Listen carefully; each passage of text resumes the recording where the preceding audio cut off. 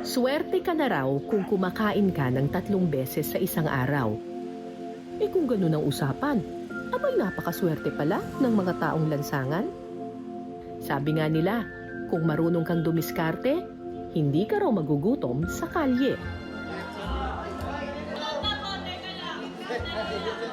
Alas 6 pa lang ng umaga, mahaba na ang pila sa isang feeding center sa Pasay. Itong building na to, dati itong Pogo Hub, pero nung nagsimulang nagkaroon ng crackdown tapos ni-raid ng gobyerno itong Pogo, pinasara na. Ngayon, itong building na ito ay pag-aari na ngayon ng DSWD. Ito siya, walang gutom kitchen. Saan yung huli na pila? Dito po. Saan yung huli ng pila?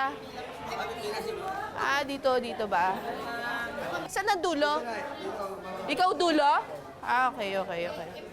Paano pa ganun siya? Ganon? Ano daw ulam ngayon? Libre ang almusal at tanghalian dito. Eat all you can, open until supplies last. Araw-araw to dito? Kahit linggo meron. Tanghali po. Umaga, tanghali? Hindi ka pala magugutom dito, no?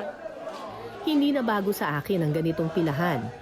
Noong 2008, 18 taon na ang nakararaan, nakipamuhay ako sa mga taong lansangan. Nalaman ko na may mahigit 10 feeding mission sa Metro Manila noon. Ang nagpapakain, iba't ibang NGO at mga grupo ng simbahan. Kung hindi ka mapili sa relihiyon, libre mong maitatawid ang iyong gutom. Sumama ako sa lahat ng feeding sessions mula almusal, tanghalian, merienda, hapunan, hanggang midnight snack, may libreng pakain pa rin. Sa lahat ng feeding session sa Maynila, may isang muka na di nawawala. Nakita ko siya sa hapunan sa San Sebastian, sa agahan sa St. Paul, merienda sa Loton, tanghalian sa JR, merienda sa City Hall, at pagdating ng hapunan sa Moret, para siyang imaheng paulit-ulit. May trademark siya sa akin sa Tagpi. Sa klase, walang cutting. Present lagi sa mga feeding. Tagpi kung tawagin siya ng mga yagit. Ano ba talaga pangalan nun? Ang pangalan sa akin talaga tulad Jerry Crabal. Jerry Craval. Jerry Crabal. Pangalan Jerry Crabal. Ayaw. Idol. Yung Tagpi, Ako siya. ikaw rin yun.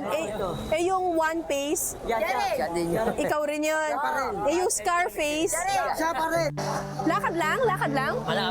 Malapit lang dito? Isang araw kong nakasama sa kalye si Tagpi. Malayo ba dito Pero yun? dahil palagi siyang nagmamadali, Ayun! hindi ko siya lubusang nakilala. Ni hindi ko nga alam ang tunay na pangalan niya. Makalipas ang 18 taon, nagbago na ba ang buhay sa kalye?